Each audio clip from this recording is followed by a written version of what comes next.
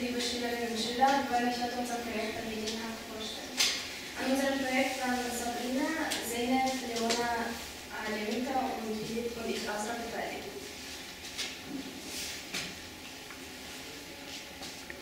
Das Leitbild. Das Leitbild ist eine schriftliche Erklärung eines Unternehmens, einer Organisation oder in diesem Fall einer Schule über ihre Ziele und Grundprinzipien. Es ist wichtig in einem Unternehmen, um Ziele und Strategien festzulegen.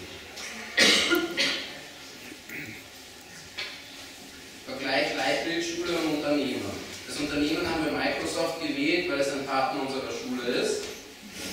Als ganz oberstes ist bei uns zählt der Mensch.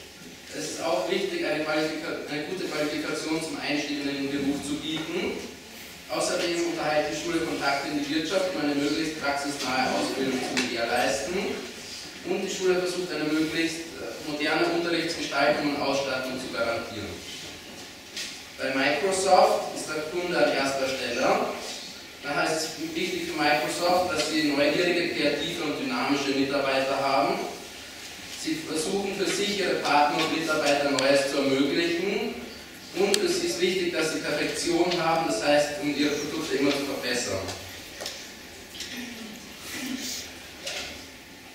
Unser Motto lautet Stärken, Stärken, Schwächen, Schwächen.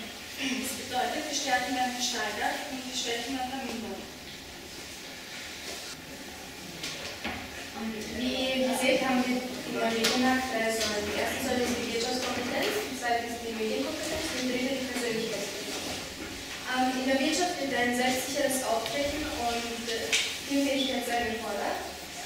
Die Medienkompetenz ist die Fähigkeit, Medien und ihre Inhalte für seine eigenen Bedürfnisse und Ziele entsprechend zu nutzen. Und die Persönlichkeitsbildung, wir lernen in DSK unser Selbstvertrauen zu steigern, wir lernen in Teams zu arbeiten und wir lernen Respekt uns gegenüber zu zeigen. Wir lernen Neutralität und